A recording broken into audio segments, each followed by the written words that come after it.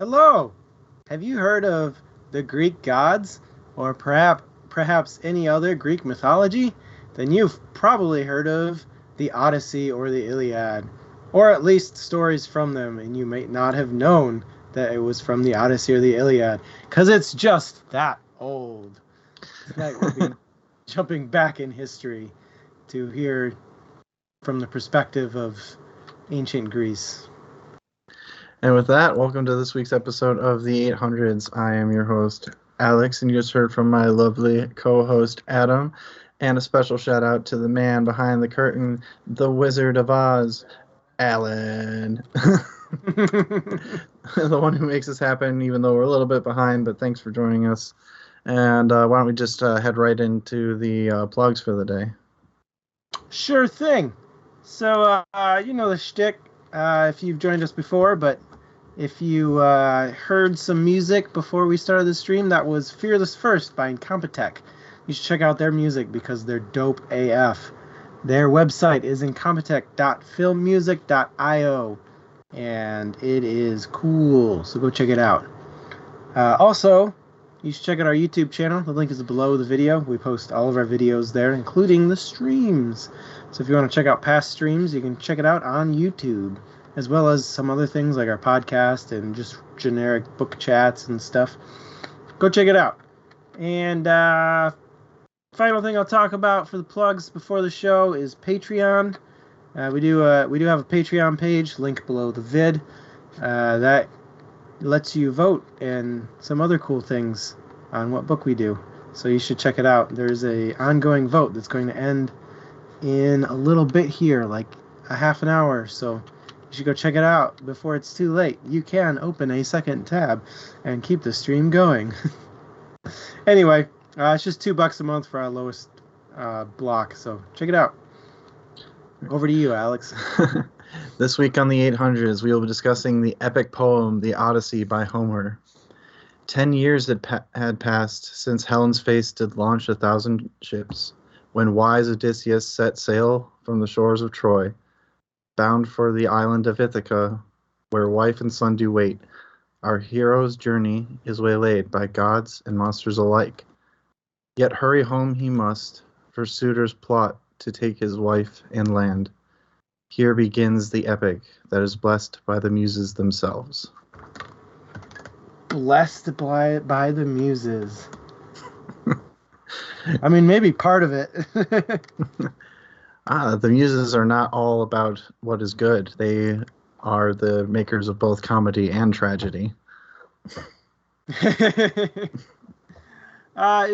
you haven't joined us before, essentially how this show works is if you have something you want to talk about the book, post it in chat.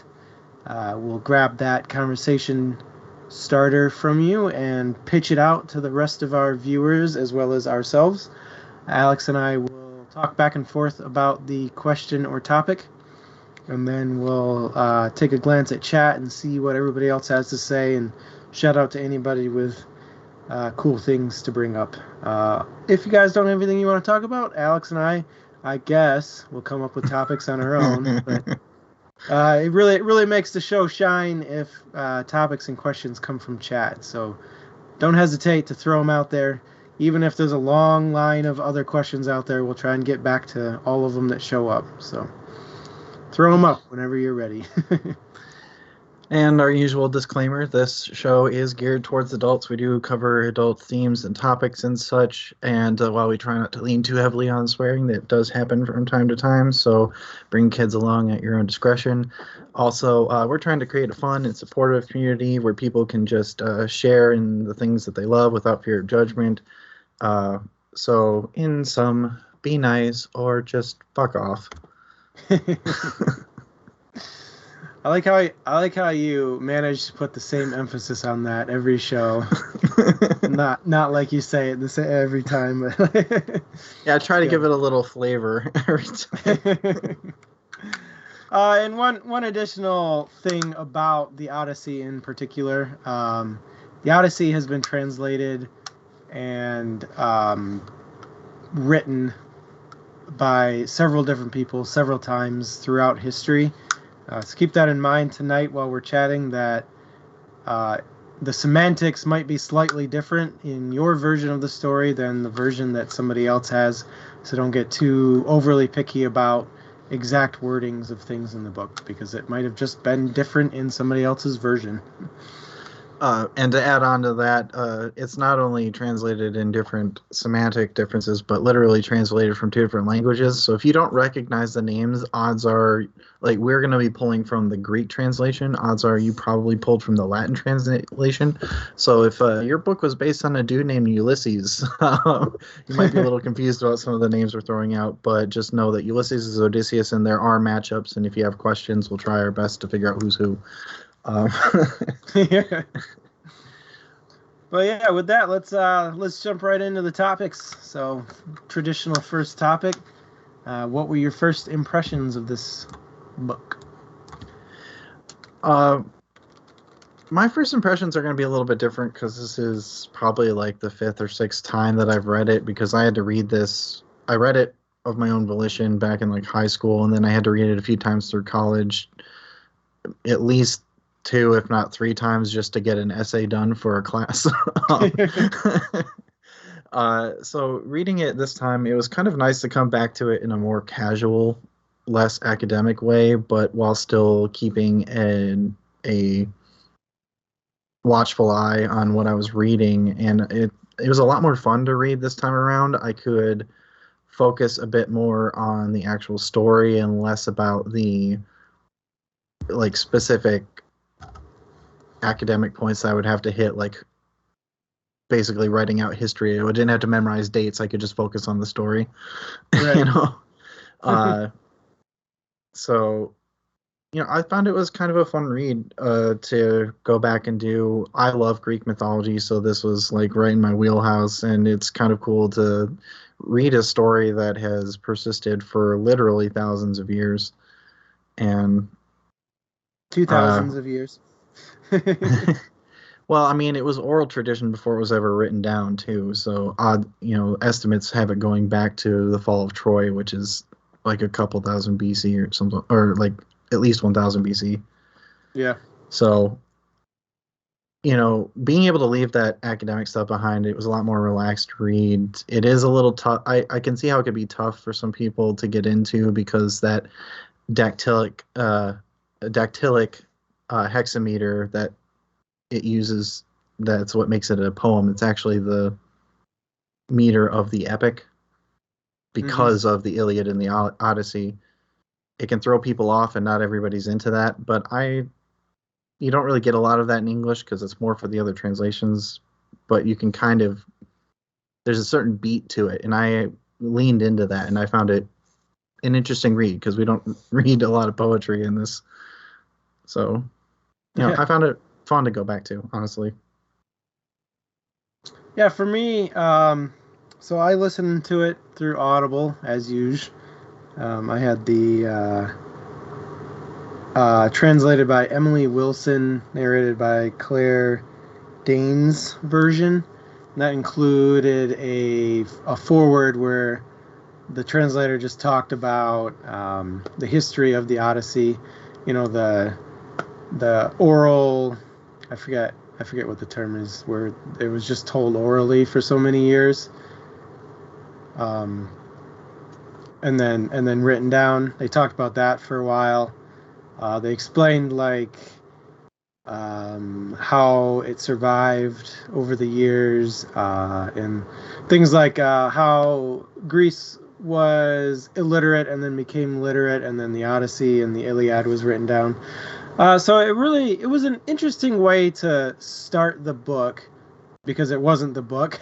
But they went on for about 3 hours and talked about essentially how this book came to be the book that it is today. And I felt like that was a really nice warm-up for it, because it makes you interested in hearing it. It makes you understand the story a little bit better, because they talk about a couple of different nuances in the book that are different than what today's society is. Obviously, a lot has changed in 2,000 or 3,000 years.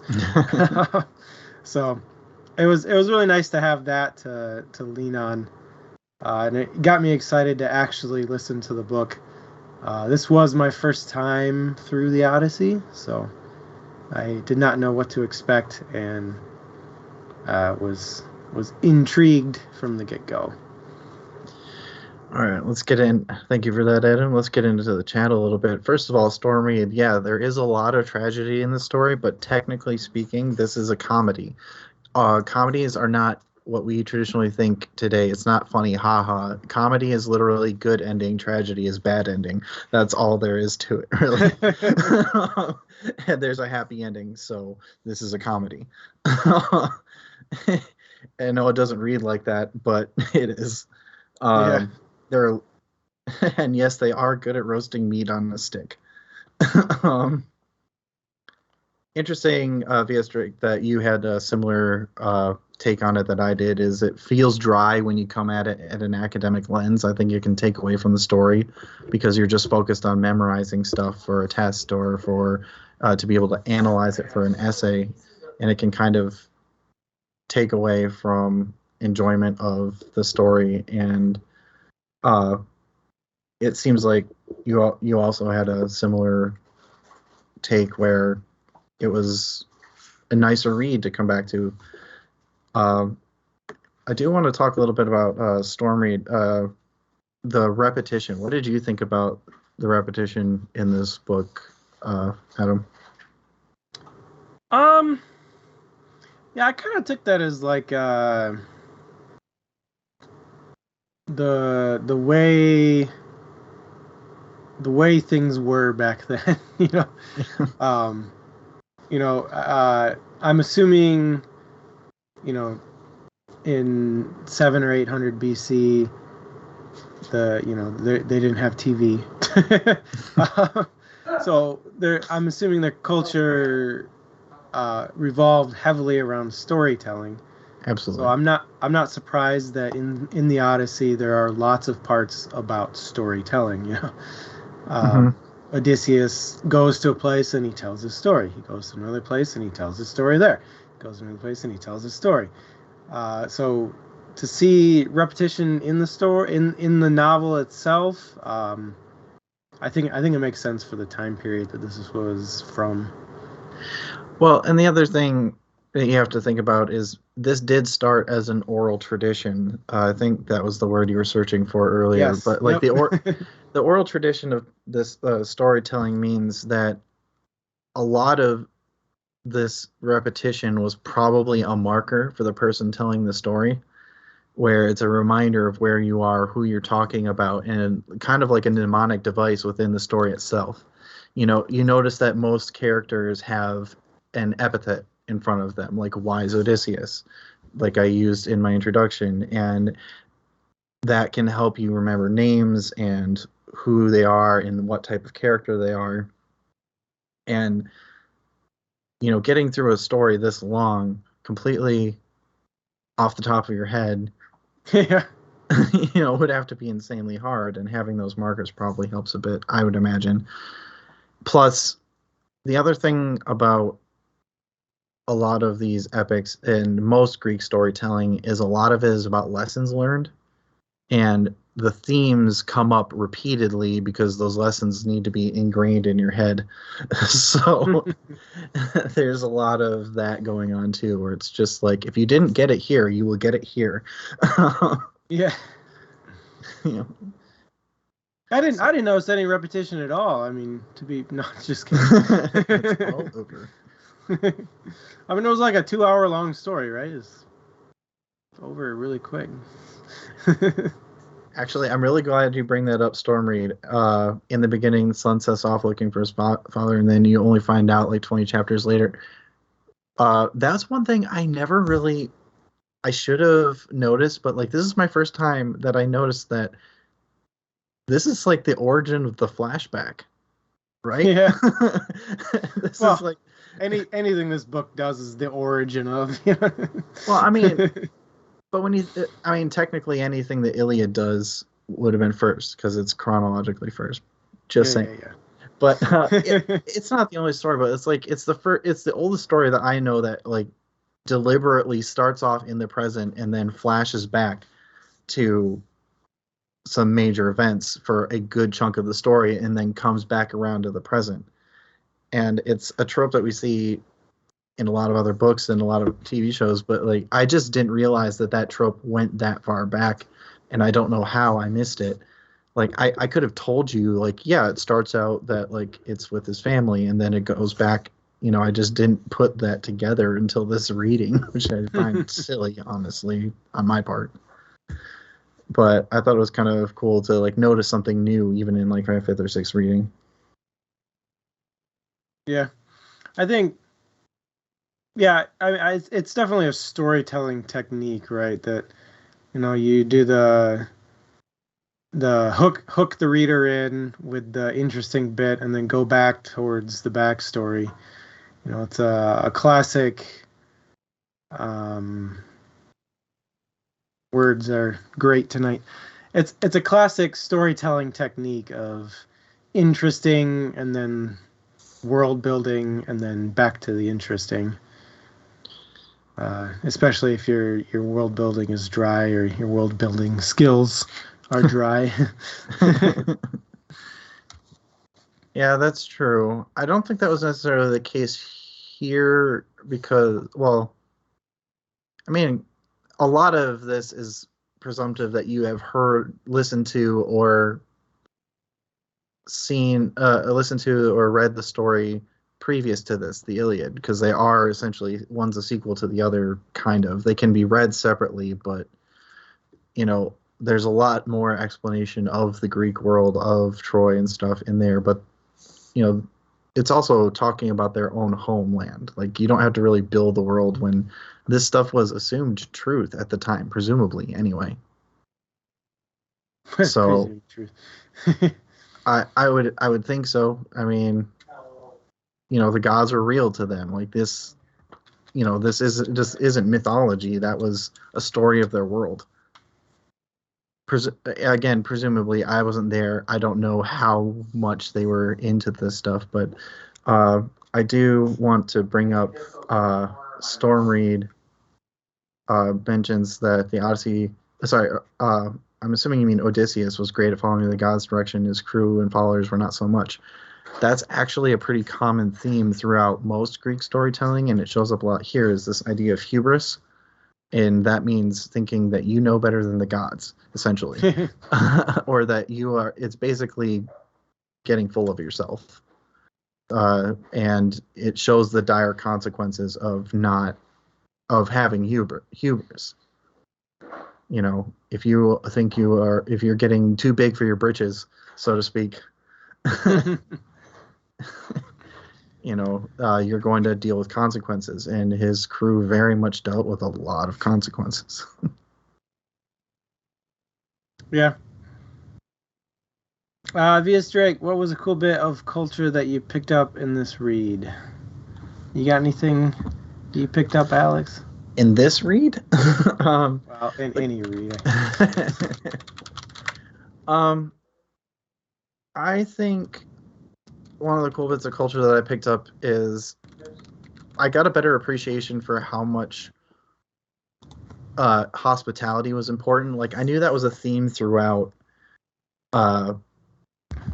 It's pretty commonly picked up on, but I didn't realize the nuance of that theme until this read. In particular, when they come across the Cyclops, and there's this nuance to, you're expected to welcome strangers in, but when a stranger demands that hospitality rather than it being given of volition and of tradition, then they are presumed to have the right to tell you to fuck off. Now, granted, they were dealing with a monster, but like that eats people in the Cyclops, but it reads as if the Cyclops was only pissed because they came in, took, and then asked. And in a lot of other situations, there is this presumption, there is this like assumption that when I come to a shore, when I come to somewhere new, that I'm going to be welcomed with open arms as long as I don't try and kill someone, you know. And I thought it was kind of cool to see like where the line was with that. I don't think I really picked up on that quite as much before. Yeah, I especially like the when Odysseus returned home and posed as a beggar. Even then, the expectation was that he would be given hospitality, even if he was homeless, had no standing. He showed up and expected them to be like, "Yeah, come on in." So I don't know. It would be interesting to see how that would work in today's society, if at all. Then that was definitely my take too. Is the hospitality expectation was far more hospitable than today's world. The other thing I thought was weird is V.S. Drake beat me to it by a matter of seconds.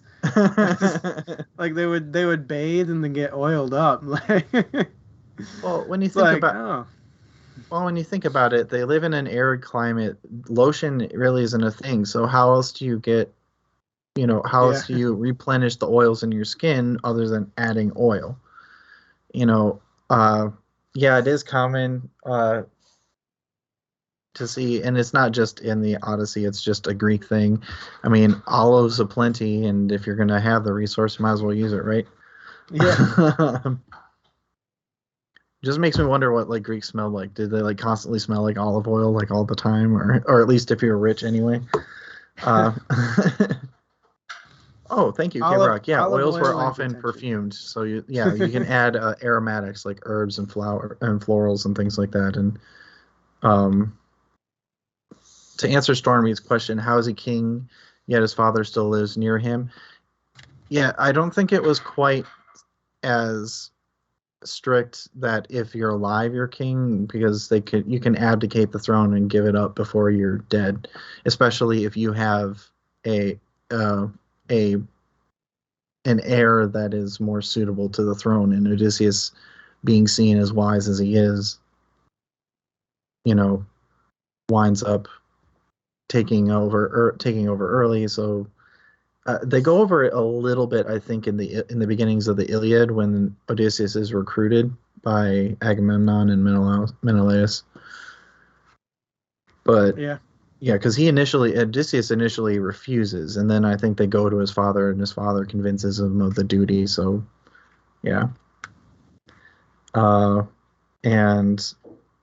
as far as kinglyhood doesn't seem to hold as much sway, considering they were worried about the murder they committed. So, well, the other thing is, king is not necessarily like as we think king queen today. Kings were probably closer to like leaders of a city state. So think closer to more like a really powerful mayor or a governor maybe. And there's Agamemnon was the king of kings, at least leading into Troy. We find out later that he died on his way, like when he got back home. But it's not as strict of a thing. And I know I'm bringing this up again, but Stormreed not realizing that the Cyclops was Neptune's son.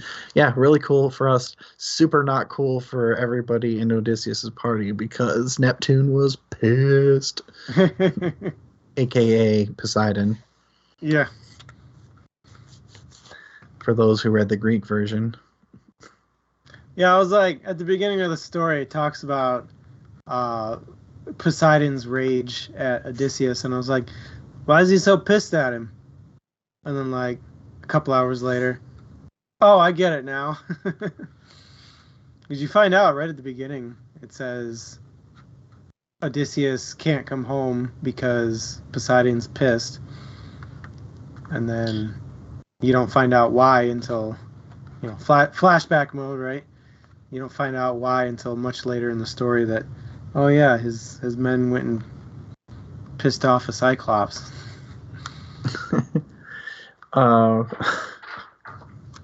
Yeah, and all they did was stab him in the eye and blind him, and Yeah, it's not that big a deal. Come on. They just left him behind and ate all steal his animals. Well, and eat his cheese. Just stabbed him just a little. Just a little bit. Barely even noticed. Oh, by the way, VS Drake, how old was Odysseus? Odysseus was around, I think, it depends on when in the story, really. By the time he makes it back, he's like somewhere between 45 and 50. And I think when he left Troy, he was between 35 and 40 because he was around, he's in his mid to late 20s when he leaves for Troy. Yeah, we know the entire trip took 20 years. Yeah, and it's 10 years. There was 10 years spent going to and waging war in Troy, and then he leaves after that 10-year mark. Spends 2 years getting to that second to last island, where he is then held captive for 8 years. By, why am I blanking on her name? Because it's not Cersei. Cersei's the witch he stayed with for a year. Someone can help me out in chat. It's the lady from Pirates of the Caribbean. Oh, Calypso. Calypso, yeah. All right, yeah, no, thank you. That's the same exact association I had in my head too when I read this again. V.S. Drake, that's pretty old for them, right? I don't think 40 to 50 was that old. Lifespan differences between the years is actually a misunderstood concept. Back before modern medicine, it was much more common for youths to die from disease. Therefore, the overall life expectancy was much lower. But so long as you made it through your childhood, your life expectancy wasn't actually much different than it is today. Yeah, I think it might have been slightly less because it was more common for disease to hit you a bit earlier. So like maybe 60s rather than 70s might have been the average. And somebody who is well taken care of, like a king, presumably would probably have better access to better food and even better plumbing was more Roman than I don't think Greeks got, but still, you just had better access to things for hygiene. He probably didn't shit on his bedroom floor. Yeah, pretty much. So, yeah, 50 is not old, but I mean it's not young either, like by any means. They're definitely they make the remark that they're surprised about his physique when he gets back. Yeah. But let's say add 10 years and it's probably equivalent. Yeah, when you leave at your peak and you come back at 50, you're still looking pretty good. That's probably impressive, but given the shit he's been through. Although I wonder if that was supposed to be like a hint that his time with Calypso maybe youthened him, because she hinted that staying with her would cause him to live forever. Possibly. It depends on the magic and whether or not because it does say if you stay with me here, does that magic extend out beyond there in any way, or does it dissipate as distance comes in? The world may never know. The world will not. All right. So, we've talked a little bit about hubris and hospitality, but I'm wondering, just want to put the question out there, what other themes did you notice or did you find interesting throughout this book.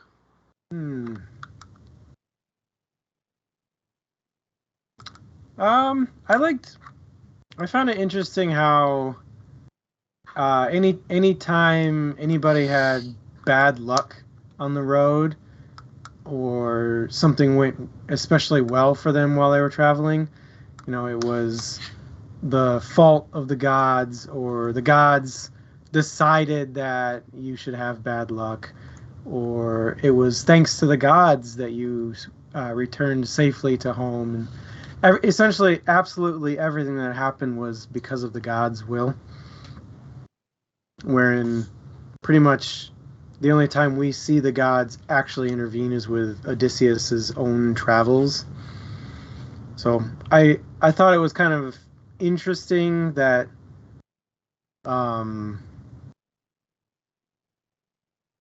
that everything could be pointed to a specific god or godly favor in events. It's interesting that you bring that up, because that's kind of along the lines of one of the ones that I find interesting to parse through in pretty much any Greek literature, is the idea of fate. The idea that your fate is designed by the gods, and is there even free will? And there's an argument to be said that even as they say this is designed by the gods and the fates, that there is some free will, and the cost is typically your life. So it's kind of interesting to see the little bits where people have this choice to make, but at the same time, like you said, at any given point, the gods get credit for it. So which is happening in the story, and most Greeks seem to ascribe by this idea that you have a certain fate, and when you struggle against it, you suffer. And ultimately, your fate comes about anyway. And, this is basically no different, where even as the gods meddle, Odysseus has this fate to return home. But, as the gods meddle, Poseidon gives him a lot of shit, never kills him. He has all these opportunities to fail, but he's given every tool in the book to succeed, in part because he listens, but still. It's interesting to, again, see those moments where there is a choice, and then kind of see it backpedaled upon by saying, yep, the gods did it. And it makes me wonder if, like, as the story is being told, if that was just kind of assumed that even when they have the choice, that it's not a choice, and that it was from the gods, or if it was as confusing for Greeks as it is to be like a modern reader of that contradiction. I find it interesting that, like, how many times in the story did somebody piss off the gods and the gods just went, well, you're fucking dead. But with Odysseus, they're like, well, you're fucking stranded for a while. Well, I mean, that's what happens when you have some for and some against. It ends up being a bit of a wash. The other theme that came up for me, since I'm not seeing a whole heck of a lot in chat right now, but the other thing that came up for me that I thought was interesting was this idea that it was just the norm to test people, like through deception in particular. And deception is not seen as necessarily an inherently bad thing. In fact, it's seen as being clever or wily, and that's a trait of the god Athena, and it's seen as being intelligent and crafty, and not as typically deceitful and bad or trickster. So I thought it was kind of cool to see that. Like, I thought it was interesting to see how much testing came up and how it's just the norm. Like, can you can you imagine just like going home after like a business trip to your wife and just like testing her loyalty? That's the sign of a toxic relationship nowadays. Yeah. You know. And back then it's just like, oh, clever girl. You know. That was one thing that was running through my head is like when Odysseus gets home and he's all like, I gotta figure out a way to kill these mofos. Like, why doesn't he just walk in and go, get the fuck out? Well, I mean, that made a little more sense, like deceiving them, because the idea is that they didn't want anybody interfering with their ability to take over his land, and if they find him before he can make his claim, you know, he's probably dead. That is being cunning, but you know, but the fact that he decides to test his wife in the middle of it too, and so ironically testing her for his loyalty despite having basically whored around the Aegean for 10 years. Yeah, but it's different. I mean, back then there was still a very, at least in most of Greece, a patriarchal hierarchy for the most part. Listen, she was in the same zip code. He was not. Man. I forget what movie that's from. I forget as well. Yeah, that's right, Stormy. And testing her loyalty, but not his. He was seemingly free to stray. In fact, it was borderline encouraged by the gods because. Well, I mean, at one point they legit said, "Go sleep with Calypso." Yep. Bone her down one last time so you can get out of there. So you know, there is that double standard, which is seemingly typical for the day and time that this is written, but I know, ironically, despite all that, Greece was fairly more progressive is probably the wrong word, but open-minded about strong female leadership. I mean, it was probably never going to surpass a man's, but you know, there's a reason why goddesses were revered by men as well as women. Especially Athena, actually, is probably the best example of that, and Artemis. Yeah. Obvious Drake wants to know if we enjoyed reading this story. Not our overall thoughts, but just the general read of the book. I did. I enjoyed it because I got to read it for fun, and I actually have enough of an understanding where I wasn't like, I could understand the way it was written well enough that I wasn't confused by the poetic meter to it, even if it didn't quite follow it. But I also remember reading it when I was 18 and I didn't have that. And if you don't really understand or care for the way it's written, it can take away from a really cool story. Yeah. So I understand why some people might not, but I did enjoy it. Yeah, I didn't really enjoy the read. Like how we talked about, Sufficiently Advanced Magic is an enjoyable story, but not like a impactful story. I would say this is an impactful story, but not an enjoyable one.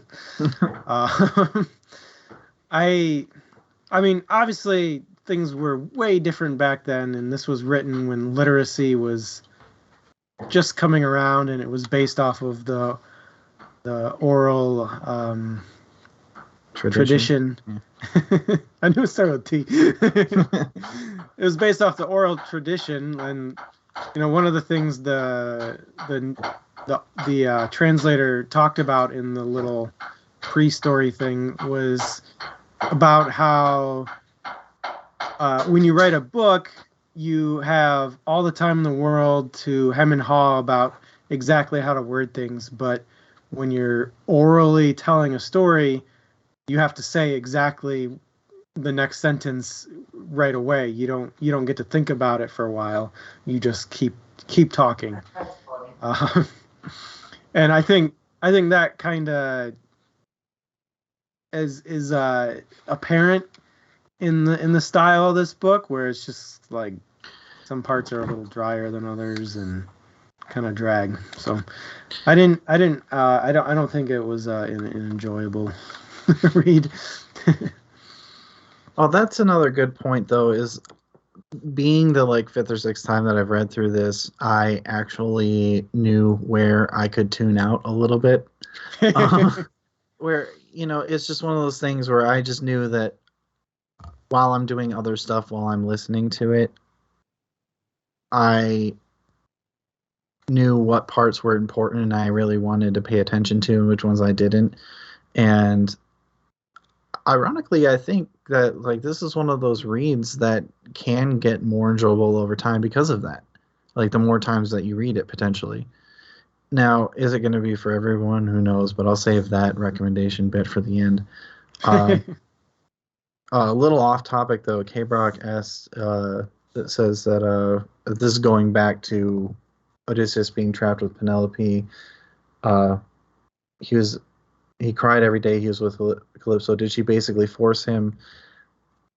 That is left a little bit unclear with Calypso. In a way, it's forced because she trapped him on the island, and it's kind of implied that the only way that he was going to live while on the island was to be her lover. It's not said outright, but yeah, it kind of is. I think it was made pretty clear that while it might not have been difficult for him to stray to that path, it wasn't his desire to do so. Yeah. But there's also other parts of the story where he very much just strays. I mean, he's technically given a choice, but it probably sweetened the pot. Like when he's with Circe, he says that he'll stay with her for a little bit if she turns his men back to humans from swine, and she doesn't even necessarily. I mean, it kind of does imply that there has to be a relationship, but it's more like I'll stay for and join in your revels for a while if you release my men from your magic. And he technically he's the one who technically put that offer on the table. And then so there is a certain reluctance to any time that he did dally, but his that's he's given a reason, and it's implied that if his wife had even once dipped her toe in the pond with anybody else, that would be like it. End of story. She would have been in the same boat as the suitors. Yeah, exactly. Let's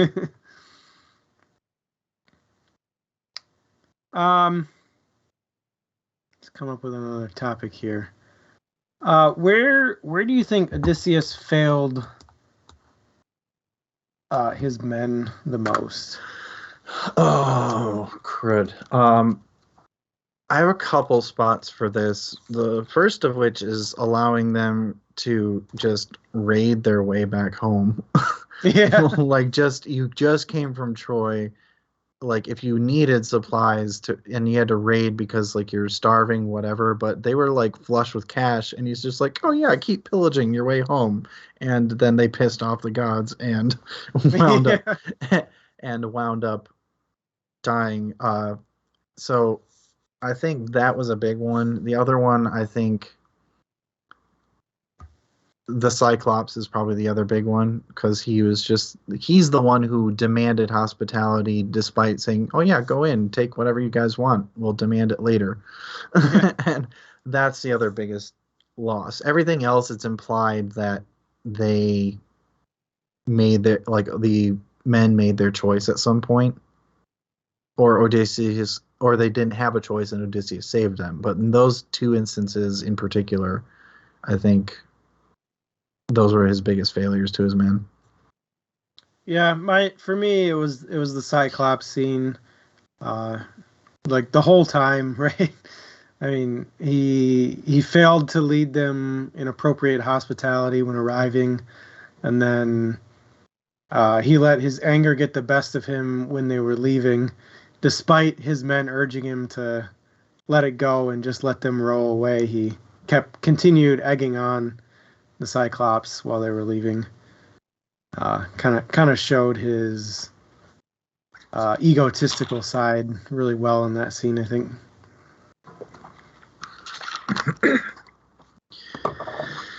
Yeah, I agree. I was a little surprised, because usually stuff like that comes with a little more consequence than he got. Yeah. Sorry. Sorry. Little water went down the wrong pipe. But yeah, that whole exchange with the Cyclops was just bad news. It's ultimately why Poseidon ended up being as pissed as he was, and led to a lot of suffering for himself and his men. Those are probably the biggest points.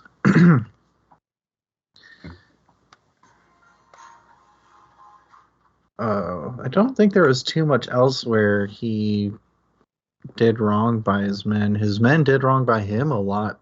Yeah.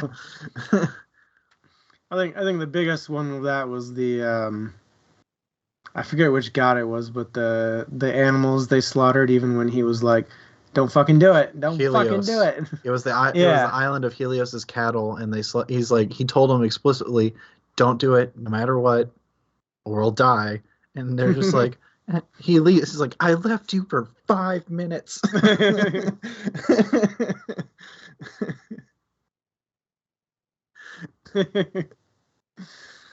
Freaking children. Yeah. Oh, I just had a thought, and this is going all the way back to V.S. Drake's question about something about culture that surprised me.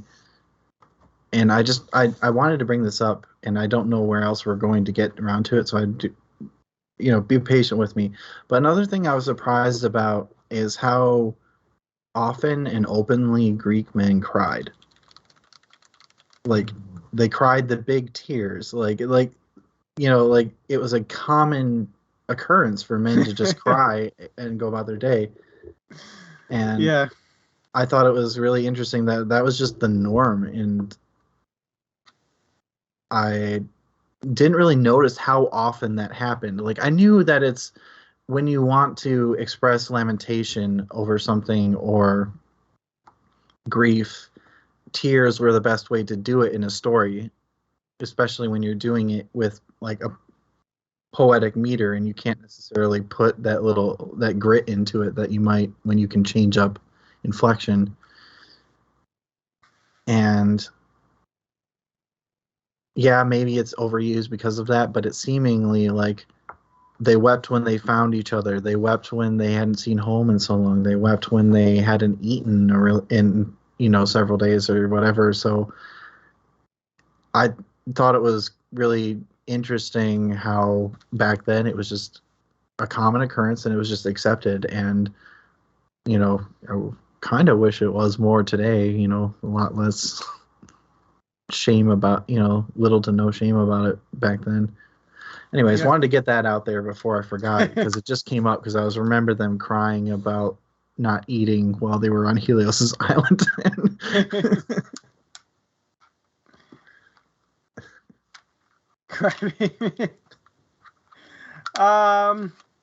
What did you think of Odysseus's son Telemachus and his loyalty to his father? Do you think it was uh, justified, or do you think he should have just stayed home and waited?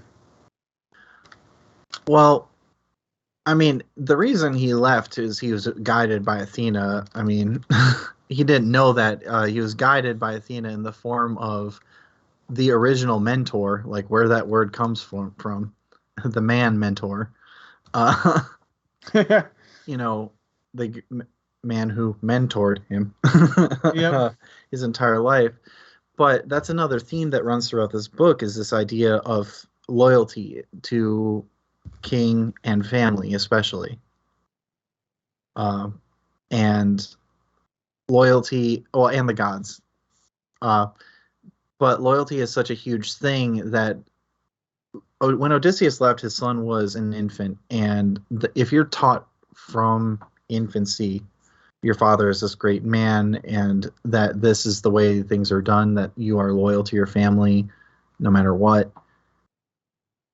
I think that's probably just the way he was raised from birth to be like that. So I'm not surprised at all that he would go out of his way to like risk going to another land, leaving his mother behind to find out more about his father. And that's not just for himself either, that's for his entire family. Like there's a lot more going on than him just figuring out his loyalty to his father. That's loyalty to his entire family and his house, both literally and figuratively. So I the characters in this are not really meant to be super complex. Like people are given epithets to give them a certain quality or a couple qualities that they're associated with, and that's mostly what they are throughout the entire story. And Telemachus's theme is he is the epitome of the loyal son, and that's the role he's meant to play, and he definitely plays it well. Yeah, I think in reality he probably had two choices. One, go find his dad and be like, our house is fucked, come back.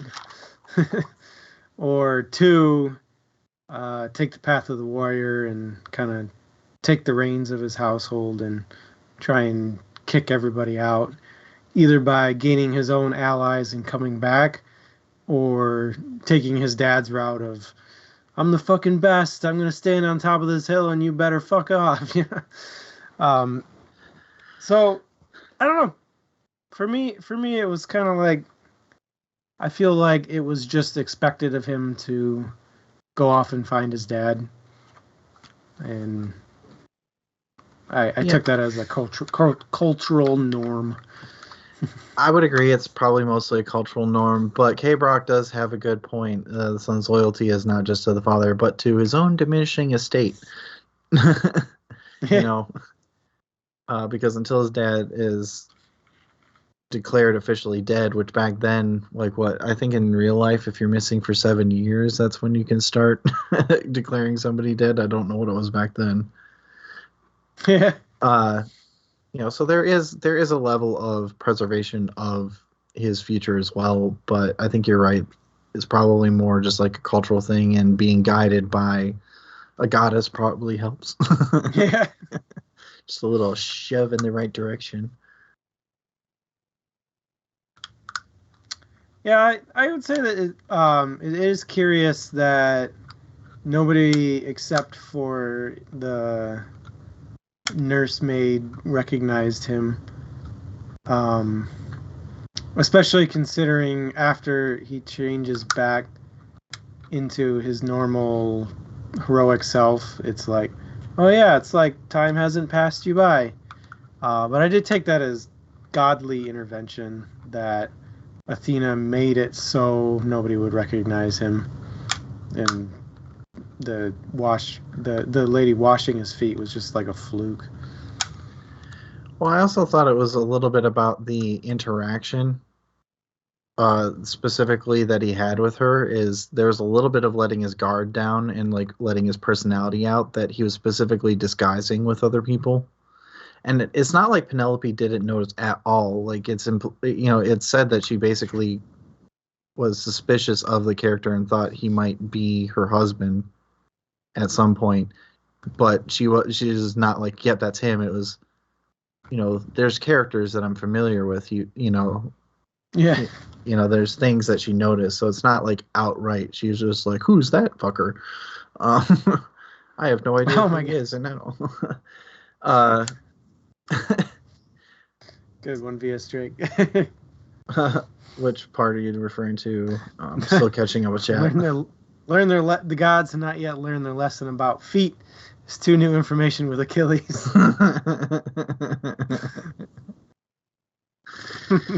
Apparently, I don't know though. Did Athena dip Odysseus in the river Styx except for his feet, like just hanging by his toes? Comes out another guy. She had to hold on to something, right? I know she. I know that it was magic and she was like changing aspects, but yeah, apparently the gods are like forgetting feet. Oh man. All right. Yeah, K Brock. I think that is touched on at some point that if Penelope did marry one of the suitors, they would most likely throw Telemachus out. Especially if they had an heir of their own. I don't know if it was a rule necessarily, or more of a protecting their own line, hierarchical kind of thing. Yeah, I'm not really sure enough on that either as to whether or not that was just the law at the time, or if it is like Adam just said, odds are if you marry, then there's going to be a bit of an up,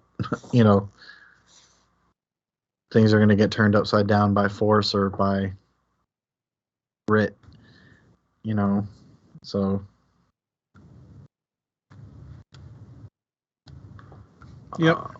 I'm not sure what you mean by she moved out and his house was to dwindle. They did state in the book that if Penelope were to marry, she would then live at the suitor's estate. Yeah. But I would assume they would take everything of Odysseus's with them. Yeah, I think that's the implication. Well, they would gain control over his land and she would leave, but that doesn't take Telemachus out of the picture necessarily if she's not there. And that's where we wind up in this weird area of, is it cultural and potentially backstabby, or is it the law and custom that if you marry off, not only do you, when you leave, does the title leave with you? Yeah, VS Drake, I think that was more of a... My interpretation was that the giant waste there was having all of the suitors there at once. So if his mom were to marry, the remaining suitors would then have to leave and stop eating away at the remainder of the stuff. Not necessarily that he would get the stuff, but that it would stop being eaten by everyone else. Right. So I have a question for everybody. What was your favorite mythical encounter in this story? Whether it be a god, monster, ghost, what have you?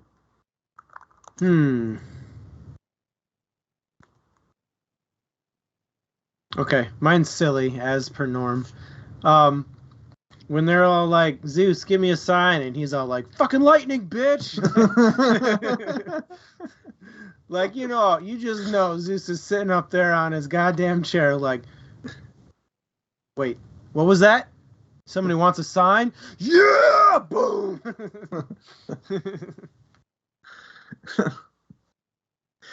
Hephaestus, I need more lightning!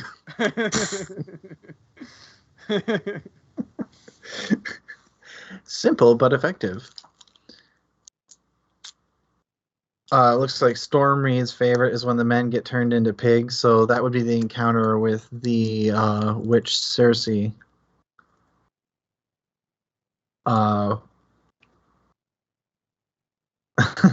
Advanced Drake, I have one question for you. Explosions? That'd be really cool if anybody would like to elaborate on why those are their favorites. Personally, I think the encounter with Cersei is pretty cool because one of the things is the men get turned into pigs, but they also mention like lions and wolves, which I find a little funny that they're like pigs, lions, and wolves. I mean, all his men got turned into pigs, but like, how do you get turned into each? And they don't really go a lot into the source of like Cersei's power, just that she has the power to transform things. And you know, she is mostly just a distraction to like fill in a little bit, to fill in a little bit of time and for him and his men to recover. You know, makes me wonder if if this really happened, if this like really happened and then got turned into a story. Is like, yeah, we got waylaid at this island for a year. It was totally because of magic, not because we were getting really good food and stuff. Yeah. Looks like K-Brock like the description of Scylla, because it was emotion generating. What do you think about that comment? I don't know. I mean that was a pretty quick part of the story, right? I mean, it was fairly quick, but the description I thought was interesting because it's one of the few times where the story actually builds to something ominous and isn't just like this terrible thing happened. It was, it talks about the steep, dark cliffs with the caverns that they couldn't quite see, and he's straining his eyes to see it. And then all of a sudden, this bloodthirsty thing reaches out and snags 6 of his men. And, they have this gigantic monster on one side, and then the horrific whirlpool Charybdis, which you can see to the bottom of the dark ocean. And, things like describing the actual bone crunching as opposed to like with the Cyclops. He's like, yeah, all it said is that he ate them, essentially. There's not a lot to it. It happened. Whereas Scylla and Charybdis actually get this description of that's meant to be horrific. Yeah, I guess that's a good point where it was more explicitly graphic. Yeah.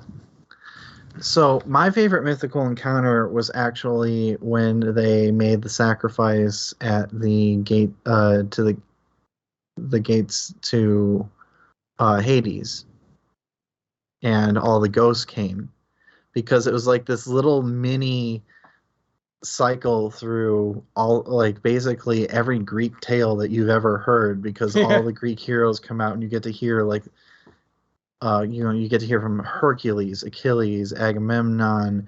You get to hear about Narcissus, Orion. All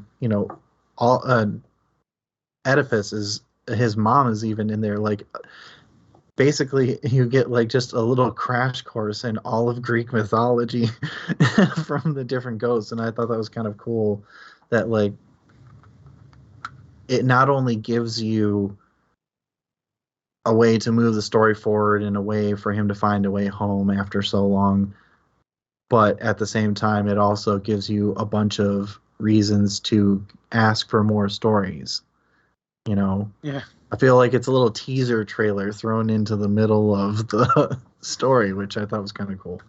I like the part where the guy who just died, that was Odysseus's man, was like, "Bring my body back," all Cedric Diggory like, yeah. Yeah, he's like, yeah, bring my body back. What happened? So I missed the ladder. I missed the ladder and broke my neck. Bring my body back, please. And armor. What are you doing here? Oh, yeah. Oops. Makes me wonder. I don't know if anybody's seen the movie Stardust, but if like these people are just like in their normal selves, or if the way they died impacts what they look like as ghosts. In Stardust, when they die, like how they died shows up in their ghost, and there's a guy who has his neck snapped, and it's like his head is backwards. Yeah. I'm wondering if this guy's just like. There's the guy who fell off the cliff, and he's all like, his hair's off to the side. Oh, and that's a good. By the way, that's a good point, Stormreed. Is it was kind of touching that he got to talk with his mother, because she died while he was away, mourning him, mourning his absence, and it was kind of touching. It was kind of sad, like he reaches out thrice to try and hold on to her, and passes right through her, and it gets worse every time that he can't embrace her. Yeah. And just like, damn. Feels. Bit of a Debbie Downer, if you ask me. No, but it like shows like there is some emotionality to this. It's not all point A to point B to point C to point A and B again, and then finally to point D and then back to A. Yeah. I think that kind of ties back to the thing we were talking about earlier, where men were allowed to show their emotions. Where I think that was in there so that Odysseus could show his emotion. Yeah, he really doesn't do a lot of that, or at least not as much as his men do. I mean, he does a couple times, but that was probably his real moment to shine, emotionally speaking. How long? Which makes sense because I'm reading a V.S. Drake's comic, which makes sense because of how long form it was. You might not tell it all in one setting, so you got to have story points that really hit and captivate. Okay, that's what you mean by that. And that is a good point, is that you're going to have these long, boring parts because of the oral tradition part of it, so you really have to plan those parts that hit home and make sure that they really are impactful, because you're probably going to be dancing away from them pretty freaking quick.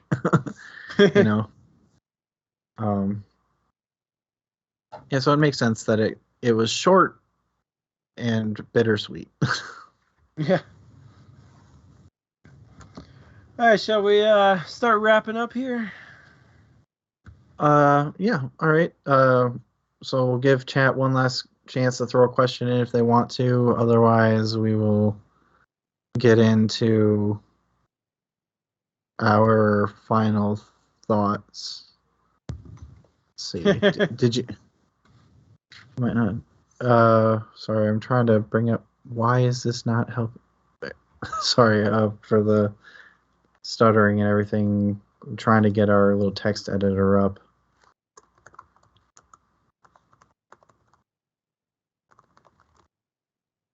All right. So, what were your final thoughts, or did you have one final question you wanted to go over?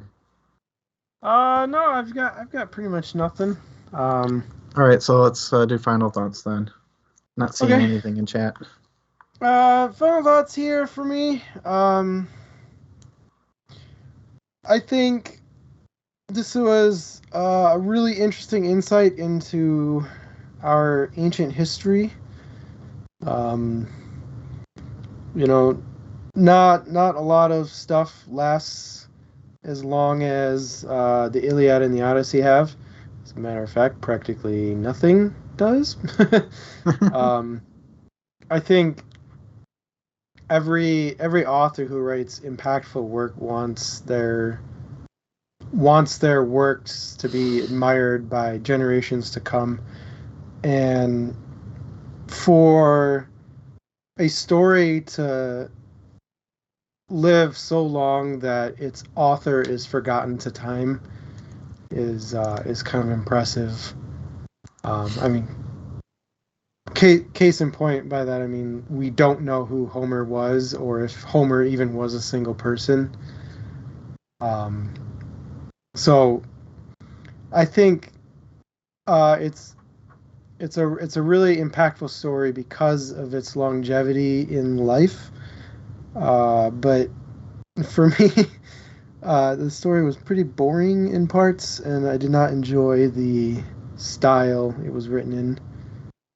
I would suggest everybody in the world should take a look at it at some point, but I probably won't go back and reread it anytime soon.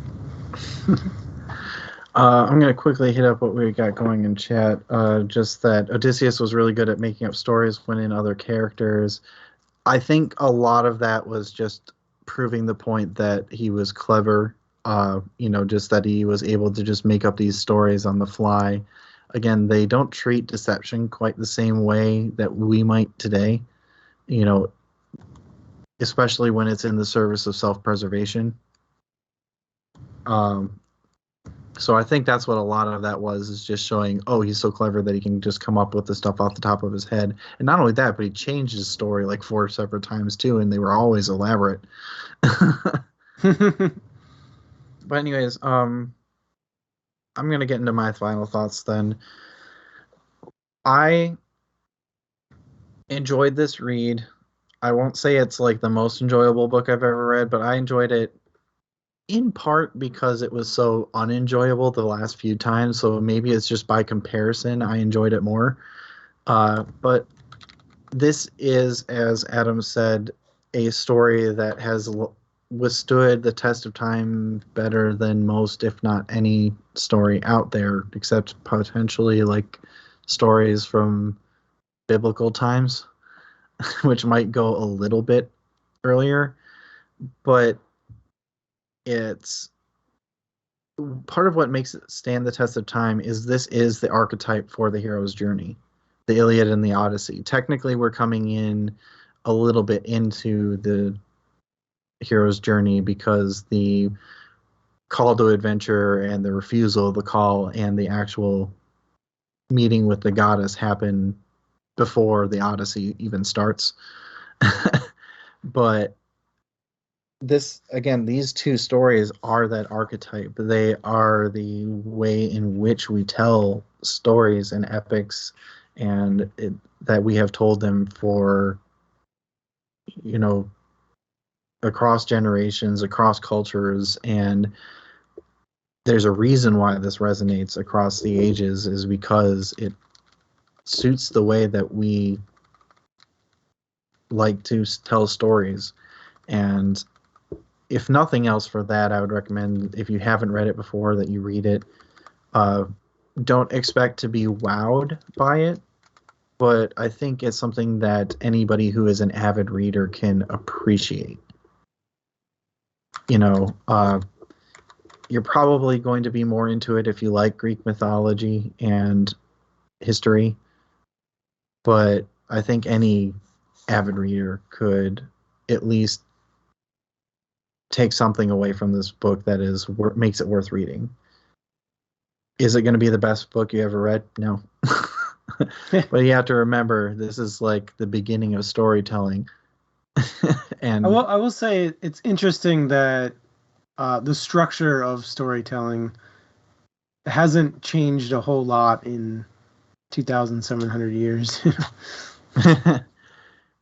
Well, I mean, when you think about it, there's things that we gravitate towards as human beings, regardless of culture, or at least across many cultures, and it's both surprising and entirely predictable that it resonates, even that far back. All right, so with that, I think we are going to head into our wrap up for the day. Yeah. So we got our next book's vote is done. Before that, though, our currently reading book for February 12th is Always Have, Always Will by Sophia Hahn. That is a written book only. You can get it in ebook format, but no audiobook. So if you're like me and don't have a lot of actual reading time, get on it. Yeah, start early. Get it going. I have a physical copy for that. I'm excited to actually hold a book in my hands and read it.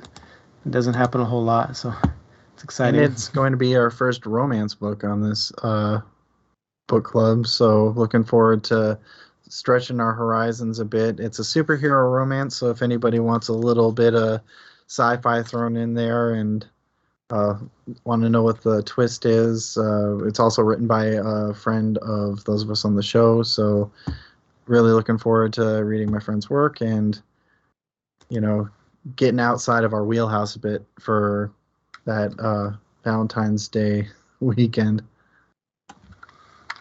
Then after that, for February 26th, we have Children of Blood and Bone by, and I hope I'm saying this right, Tomi Adeyemi. But yeah, it's on your screen, so if I said it horribly wrong, just read your screen. It's there. I mean, I hope it's there. It should be there. Yeah, it's there. Okay. Yeah. So that's our books. All right. Just to give you a heads up on our upcoming themes, the one that we just voted on is going to be for our. We just mentioned the romance one for the 12th, and that's going to be our Black History and Black Authors Week, and then we will have, to celebrate Women's Month, we will have female authors for the first week in March, and then for the second week in March, in honor of spring and all things new, we will be doing debut authors and books. So if there's a author who's just debuted their first book, or maybe an author that we all know and love who has a debut book that you think is underrated or that we should read, just send us your suggestions and we will start compiling that list. Yes, and other plugs, Pat Rothfuss.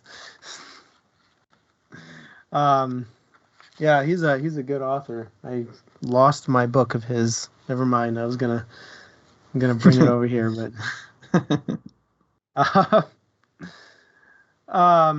other plugs for us. If you need any information about the show or other projects that we do, check out dmstable.com. There you can find links for everything, including our socials, our podcast, the show, what's coming up next on this show, everything. So check out dmstable.com. YouTube, link below the video for all of our videos that we do. They are uploaded to our YouTube channel, dmstable. Patreon, also below the video. Check that link out. For Patreon things. Anyway, if you want to talk to us more, you should check out our socials. Those are Facebook and Twitter. I believe those are also below the video for links. At Facebook, we're at the DMs Table, and at Twitter, we're at DMs Table. And finally, we've got a Discord server that we chat on. Everything nerdy, not just books, although books are in there. So if you want to get a little bit more personal with us and have a direct line of access, join our Discord. How do you get the link, you ask? Excellent question. Hit us up on our socials, and we'll get you the link to the server. Anyway, that's it for plugs. DM's Table says I'm terrible at it, so, Wow. All right. Also, one last thing. We do have a couple new ideas that we have for some extra content that we will probably be releasing similarly to the way that we did our Christmas special, where we will release it immediately to Patreon subscribers and then later to the rest of our viewers. So look forward to some more stuff from us beyond just our discussions. We'll give you more details as they solidify.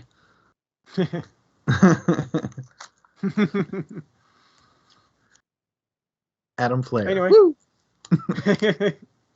Anyway, thanks for joining us tonight for our oldest book yet. It's going to be a hard one to beat in terms of age, but You know, maybe we'll be doing this show in another 2,000 years, and we can do another old book and Or if you can find one older and beat this one, throw it our way. We'll put it. We can see if we can get it voted for. But anyways, Thanks everybody for joining us. Loved having an active chat. That was a lot of fun. Thank you everybody who showed up and participated. And for those of you who lurked in the back and just watched, thank you for joining us. I saw a couple new names. Yes, I'm glad you enjoyed looking at our pretty faces. How long do you think we could just sit here and chat before everybody just left? Let's wrap it up. Thanks again, everybody, and we'll see you next book. Yeah, see you guys later.